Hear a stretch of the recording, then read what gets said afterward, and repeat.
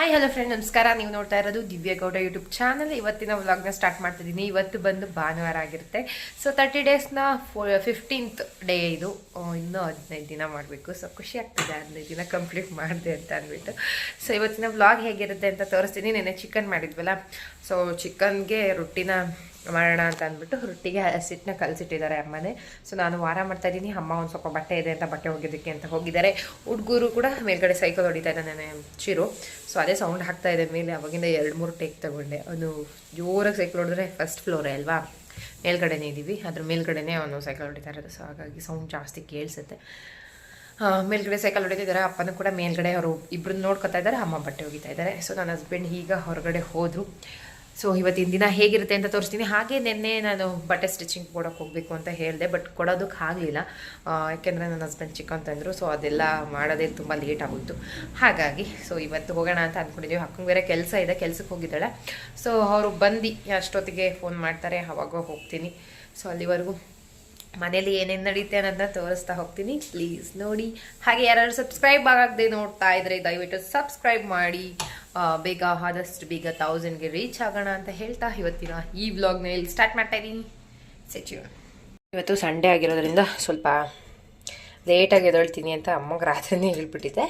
So ಹಾಗಾಗಿ ಅಮ್ಮನೂ ಕೂಡ ಒಂದು 7 ಗಂಟೆ ಹಂಗೆ ಎದ್ರು ಸಿಟ್ಟು ಕಲಸಿಟ್ಟಿದ್ದಾರೆ. ಹಾಗೆ ಸಾಂಬಾರ್ದೆಲ್ಲ ಚೇಂಜ್ ಮಾಡಿ ಇಟ್ಟಿದ್ದಾರೆ. ಇದು ಗುಜ್ಜು, ಚಿಕನ್ ಗ್ರೇವಿ ಇದು, ಆ್ಯಂಡ್ ಇದು ಬಂದು ಚಿಕನ್ ಸಾಂಬಾರ್. ಇದು ರಾತ್ರಿ ನಾನು ಮಿಕ್ಕಿರೋದಕ್ಕೆ ಹಾಕಿಟ್ಟಿದ್ದಾರೆ. ಹಾಗೆ ಇಲ್ಲಿ ಪಪಾಯ ಇದೆ, ನೆನ್ನೆ ಕುಯ್ದಿದ್ನಲ್ಲ, ಅದು ಫ್ರಿಜ್ಜಿಗೆ ಇಟ್ಟಿದ್ದೆ. ಸೊ ಹಾಗಾಗಿ ಎತ್ತಿಟ್ಟಿದ್ದೀನಿ. ಎಲ್ಲರೂ ಒಂದೊಂದು ಪೀಸ್, ಸಣ್ಣ ಸಣ್ಣ ಪೀಸ್ ಬರುತ್ತೆ. ಸೊ ತಿನ್ನೋಣ ಅಂತ ಅಂದ್ಬಿಟ್ಟು ಎತ್ತಿಟ್ಟಿದ್ದೀನಿ. ಆಲ್ರೆಡಿ 9 ಗಂಟೆ ಆಗೋಯಿತು, 9:15 ಆಗಿದೆ. ಬಟ್ ಎತ್ತಿಟ್ಟಿದ್ದೀನಿ. ಇದಾನು ಊಟ ಮಾಡೋಣ. ಬೆಳಿಗ್ಗೆ ಅಂದರೆ ಸಂಡೇ ಹೊತ್ತು ನಾಷ್ಟ ಎಲ್ಲ ಸ್ವಲ್ಪ ಲೇಟಾಗಿ ಆಗೋದು, 11 ಗಂಟೆಗೆ ಆಗೋದು. ಸೊ ಹಾಗಾಗಿ ಟೈಮ್ ನೋಡಿ 9:15.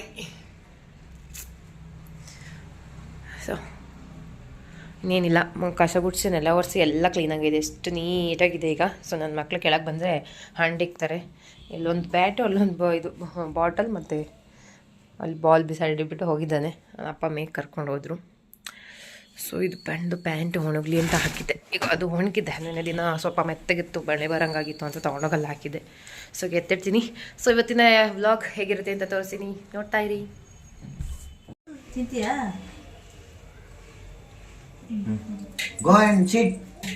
ಹಂಡಿ ಇಟ್ಟು ಅಲ್ಲ ಸರ್, ಫಸ್ಟ್ ಕೂತ್ಕೊಳ್ಳಿ. ಫಸ್ಟ್ ಹೋಗಿ ಕೂತ್ಕೊಳ್ಳಿ. ನಿಮ್ಮ ಆಸನವನ್ನು ಅಲಂಕರಿಸಿ.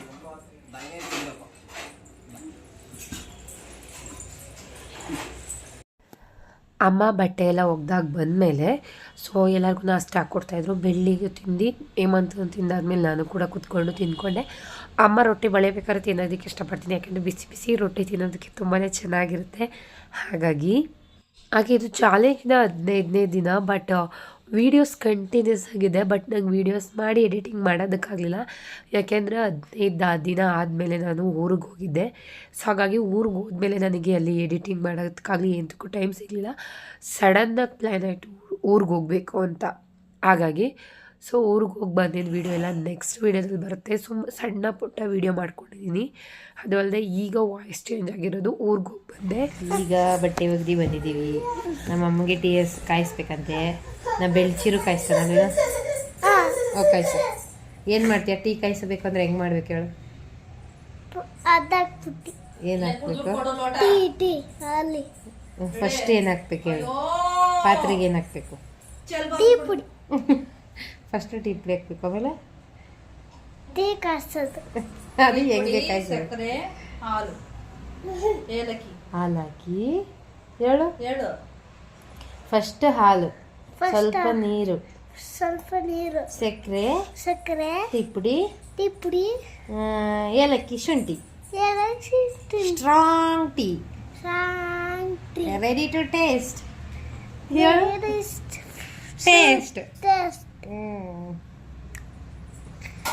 ಬೆಳ್ಳಿ ನಮ್ಮ ಚಿನ್ನಿ ಫಂಕ್ಷನ್ ಕೂಡ ಇತ್ತು, ಅಲ್ಲಿಗೂ ಕೂಡ ಹೋಗಿದ್ದು ಬಂದೆ. ನೀರು ಸ್ವಲ್ಪ ಚೇಂಜ್ ಆಗಿ ಮತ್ತು ವಾತಾವರಣದೇ ಹೀಗಾಗಿದೆ.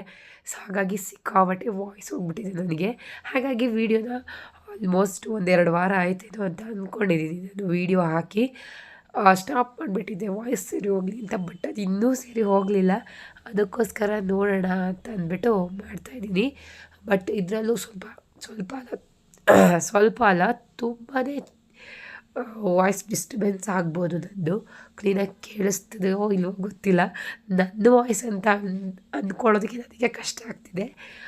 ಮಾತಾಡ್ತಿದ್ರೆ ಸಿಕ್ಕಾಪಟ್ಟೆ ವಾಯ್ಸ್ ಅಲ್ಲೇ ಮ್ಯೂಟ್ ಆಗೋ ಥರ ಅನ್ನಿಸ್ತಾ ಇದೆ. ಸ್ವಲ್ಪ ಅಲ್ಲ ತುಂಬ ಅಡ್ಜಸ್ಟ್ ಮಾಡಿಕೊಂಡು ಈ ವಿಡಿಯೋಸ್ನ ನೋಡಿ ಅಂತ ಕೇಳ್ಕೊತೀನಿ. ಹಾಗೆ ಟೀ ಕಾಯಿಸ್ಕೊಂಡು ಕುಡಿದ್ವಿ. ಸಂಡೇ ಹೊತ್ತು ನಾಷ್ಟ ಆಗಿದ ತಕ್ಷಣವೇ ಅಮ್ಮಂಗೆ ಟೀ ಕಾಯಿಸ್ಕೊಡ್ತೀನಿ.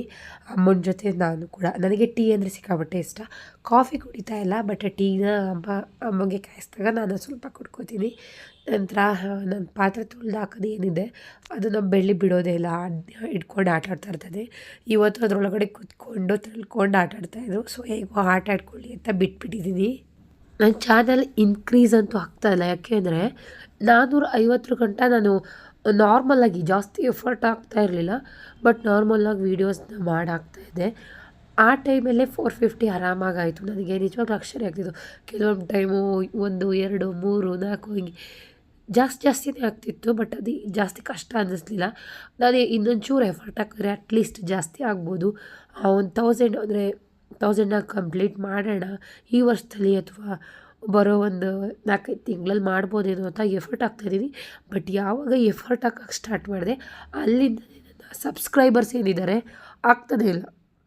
450 ಗಂಟೆ ಅದೇನು ಜಾಸ್ತಿ ಎಫರ್ಟ್ ಹಾಕಿಲ್ಲ. ಅಂದರೆ ನನಗೆ ಫುಲ್ ಸ್ಟ್ರೆಸ್ಫುಲ್ ಆಗೋ ಥರ ಎಫರ್ಟ್ ಹಾಕಿಲ್ಲ. ಬಟ್ ಈಗ ಎಫರ್ಟ್ ಹಾಕ್ತಾಯಿದ್ದೀನಿ.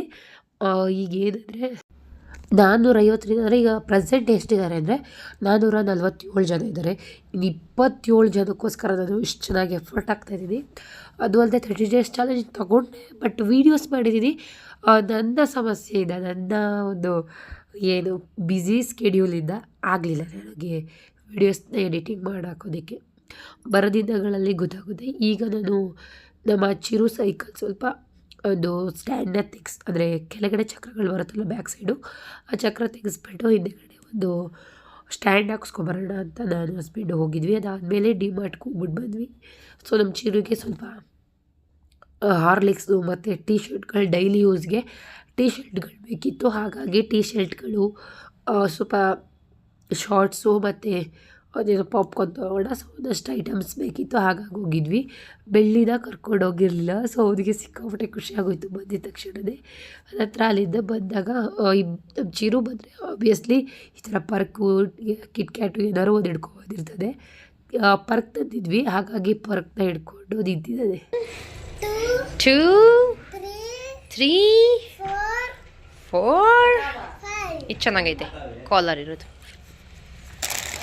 ಚಂದು ಈ ಕಲರ್ 2 ಇತ್ತು ಅವನ ಹತ್ರ, ಬೇರೆ ಕಲರ್ಸ್ ತೊಗೋಬೇಕಿತ್ತಿದ್ರದ್ದು. ಇದು ಆಲ್ರೆಡಿ ಒಂದು ಕಲರ್ ಐತೆ ಅವನ ಹತ್ರ, ಹೈ ನೆಕ್ ಇದು.